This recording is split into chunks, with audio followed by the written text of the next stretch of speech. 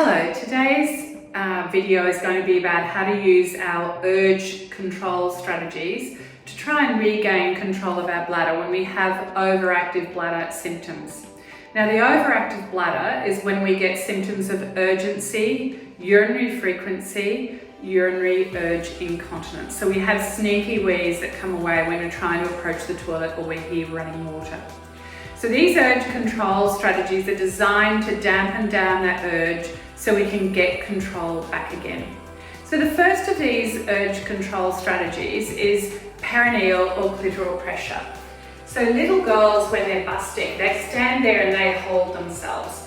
Now when you're looking at them, what you think they're doing is physically or manually holding themselves down at the urethra, the clitoris and the perineal region.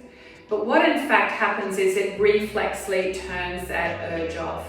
So when you're walking through Coles doing this, of course, that looks really bad. It looks like you've got a very dodgy bladder. So in Coles, you can cross your legs, and when you've got your trolley here, you can lean into your trolley, and then you can pretend you're looking for the cake mix. And so you look very, very normal. Where's the cake mix? But what you're furiously doing are the rest of these urge control strategies.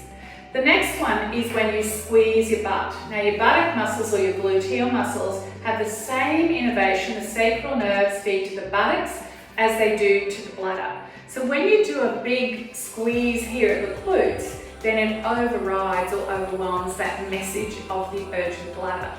Similarly, when you curl your toes under in your shoes, that does the same thing. Sacral nerves feed to the sole of the foot, and sacral nerves feed to the bladder. When you do a big muscle squeeze here, it overrides that message to the bladder.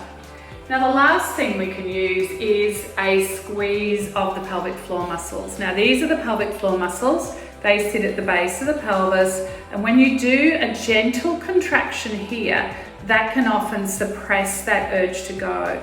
But sometimes if you squeeze your pelvic floor and you've got an urgent need to go, it might make your bladder urgency worse. So sometimes we do find it helpful, sometimes we don't. Similarly, if you pull in at the low tummy, then that can sometimes help with your control, or it can make your bladder urgency worse. So relaxing your belly, doing some belly breathing will also help suppress that urge to go. So what we're aiming for is 350 to 500 mils with your capacity of the bladder. If you're doing your bladder diary and you've got 100, 120, 150, 180, we know we've got to build up that bladder capacity. And so we use our urge control strategies that we just learnt to try and suppress the urge and build it up to that bigger one of maybe 200, 210.